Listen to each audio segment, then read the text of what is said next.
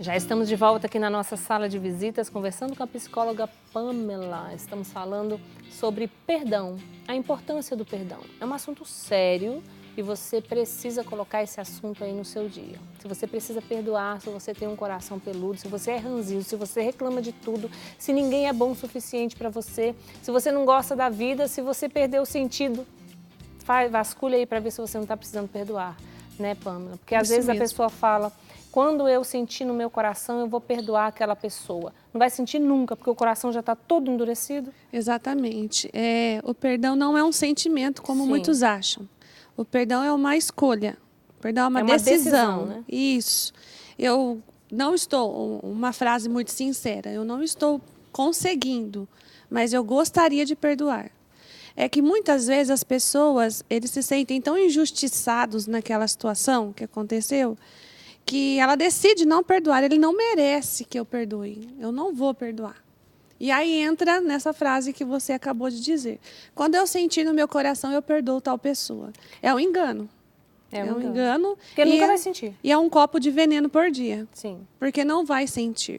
Fica mais fácil se, quando você pensar, porque o que ela fez comigo... fica mais fácil a gente olhar pra gente e começar a ver, não, mas peraí, eu também não sou flor que se cheira, né? Eu também cutuquei o calo. Eu também... Quantas vezes eu já magoei as pessoas?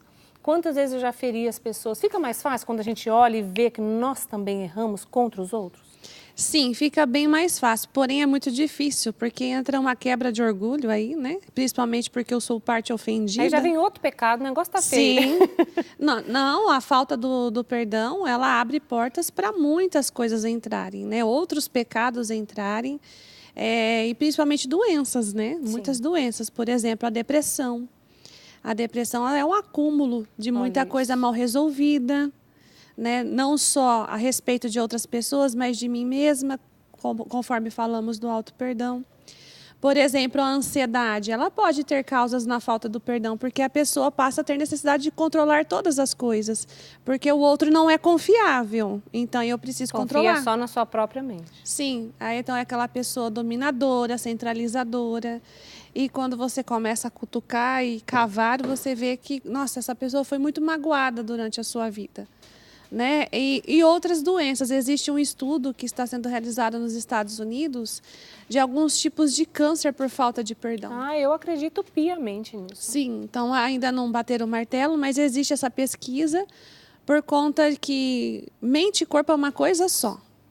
Então, uma pessoa magoada, uma pessoa ressentida todos os dias, esse corpo está sentindo o que é a psicossomática. E nós, cristãos, nós acreditamos, nós temos espírito, né? Nós temos alma. Sim. Então, se você está doente, se você não perdoa, isso com certeza vai virar uma doença. Vira uma doença porque você não está elaborando isso de uma forma saudável, o seu corpo vai começar a responder. Tem uma frase do Júlio de Melo Filho, que é o pai da psicossomática, que ele diz assim: quando a boca cala, o corpo grita, que é a somatização. Fibromialgia, psoríase e assim vai.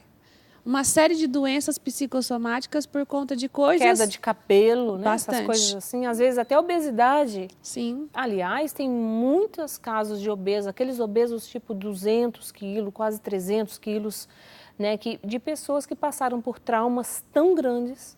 Sim. Às vezes abuso sexual, né, abandono, né, de pai, de mãe, traições, bullying muito sério mesmo, aquilo que é bullying mesmo.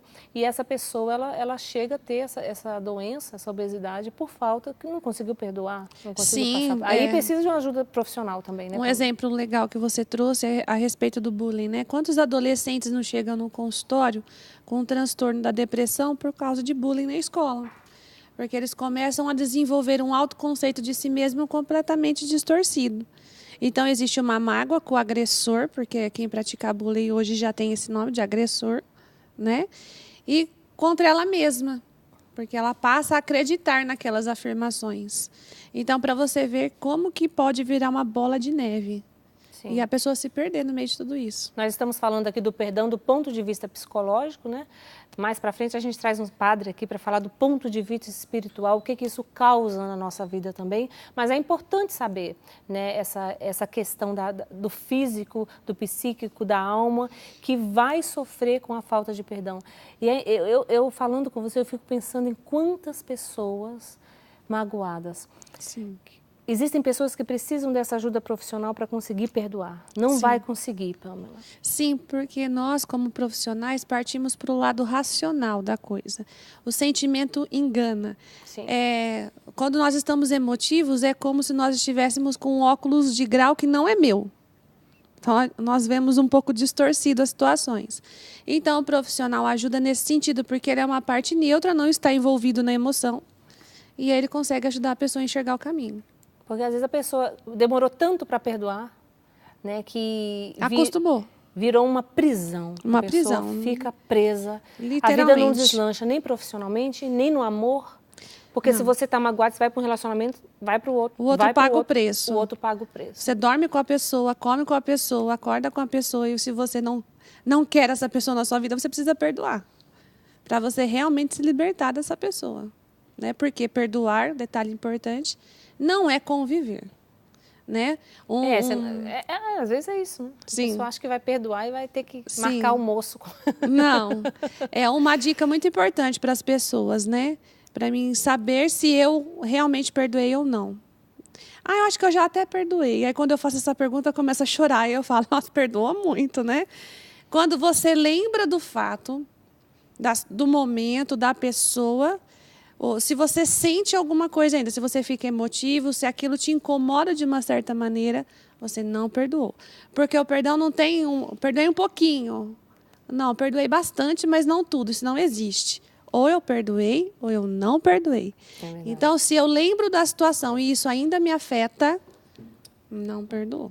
É uma dica boa, o Padre Léo, muitos conheceram o Padre Léo, eu não esqueço, né? Ele ensinando a gente lá na mesa, ele falava, olha, para você saber que alguém está curado de uma situação, é quando ela começar a rir de si mesma daquela situação. Quando você conseguir sorrir, olha que outro ponto, né? Nós estamos falando do extremo, você vai estar com o coração completamente curado. Sim. Né? Às vezes, de uma brincadeira que você sofreu, você ficou magoado. Se lá no futuro, quando você contar essa brincadeira, você fala, mas foi assim, começa a rir, você percebe que o seu coração está curado. Essa é uma medida também, quando você contar isso de si mesmo, né? Falar de si mesmo. É isso que você está falando. E sem doer. Sem doer, exatamente. Né? Sim. É um caminho. É um caminho. E uma outra coisa importante, né, para ajudar nesse processo de perdão. Como perdoar alguém que me magoou todos os dias? É uma pergunta que eu ouço muito. Mas estou começando a perdoar, ele já vem, já faz outra, mas como que eu faço? É o caso, de repente, de muitos casais. Sim. Né?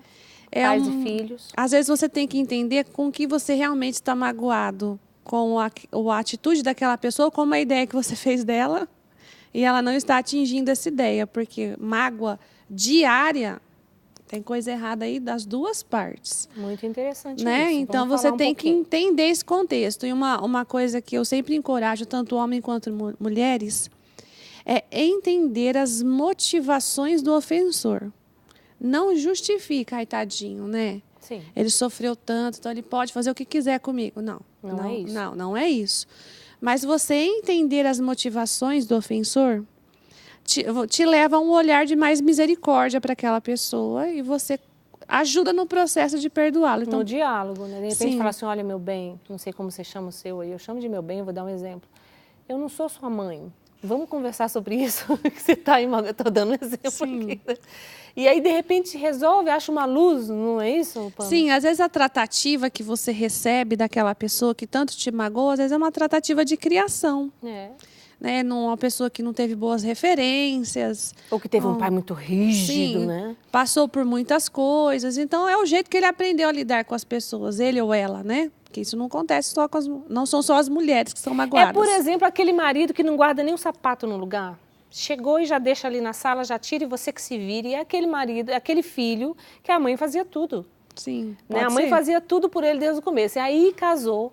Aí começa 1 mês, 2 meses, 5 anos você falando e o bendito não tira, vai começando a criar aquela mágoa. 20. 20? Sim. Aí vai ficando magoar. Aí 20 já tá Sim. nesse ponto que precisa de ajuda. Ah, sim. Na verdade, começou o problema, corre atrás. Resolve, olha, por que você deixa Não aqui? acumula, Porque eu não. fui criado assim. Tá, mas você foi criado, mas agora você tá casado. Sim. Então vamos resolver a questão aqui. Sim, ou às vezes pessoas mais pesadas mesmo, que maltratam com palavras, Sim, humilham. A gente está falando de coisa simples, Sim. mas que pode virar uma mágoa. Sim. Mas e aquelas questões mais humilham? Sim, eu escuto muito de esposas, ele me humilha e ele não tem noção disso, né? Depois, no outro dia, ele me trata como se nada tivesse acontecido. E, às vezes, para ele, Isso realmente, acontece. não foi tão pesado assim, né? Então, é por isso que entra aquela questão de eu ensinar como quero ser tratada. Seja com o esposo, com o amigo, com quem quer no trabalho, eu ensino, né? E se eu não ensinar, você vai fazer o que você quiser comigo. Exatamente. Agora, a pessoa decidiu perdoar, Pamela, para a gente encerrar esse assunto. Sim. Né? Aqui não dá para a gente ficar conversando, a gente queria, é gostoso, né? É bom. A pessoa decidiu perdoar. E aí ela diz, eu quero perdoar essa pessoa. Sim. Qual que é o próximo passo para ela poder ser curada aí de todas essas doenças psicológicas que acompanham essa pessoa? Primeiro passo é ela ter a consciência do mal que isso está causando na vida dela. Né? Ter a consciência é muito fundamental, porque às vezes envolvida na emoção não consegue enxergar todo o prejuízo que ela está tendo por estar ofendida com alguém. Então, o primeiro passo é a consciência. Tem a consciência, entender as motivações do ofensor. Ajuda também. E decidir perdoar. Independente se já perdoou ou não. Decida. Eu quero perdoar. Eu preciso me livrar disso. E vai entender as motivações do ofensor para exercer esse olhar de misericórdia. Né? E depois disso, a pessoa tem que trabalhar o seu ambiente ou a forma como ela olha para essa pessoa para que ela não atualize as ofensas. Então, exige, né? Depende muito do cotidiano da pessoa, às vezes um afastamento daquela pessoa, né? Ou a forma como ela encara aquelas ofensas, tudo isso tem que ser trabalhado dentro dela, porque nem sempre a gente tem contato com o ofensor. Sim. Então, ela precisa se preparar para isso. Aí você vai buscar uma oração de cura, buscar um Sim. sacerdote, fazer uma boa confissão e vai aí seguir o seu caminho. Se o negócio estiver muito complicado, procura a ajuda de um profissional. Fortalecimento né, de um pessoal, espiritual, psicológico. Tem que ter esse alimento diário. Né? O espiritual é de fundamental importância para que ela possa encarar aquilo com mais força. Olha, está aparecendo aí para você já o contato da Pamela, se você quiser entrar em contato com ela, aprofundar mais o assunto, pedir ajuda, gritar por socorro, né, Pamela? Pode Tudo chamar. vale. Põe uma bandeirinha branca, faz um sinal de fumaça, que ela vai estar lá para poder atender você. Sim. Tá bom? Obrigada, viu, Pamela? Eu que agradeço o convite. Muito obrigada. Obrigada Amém. a você.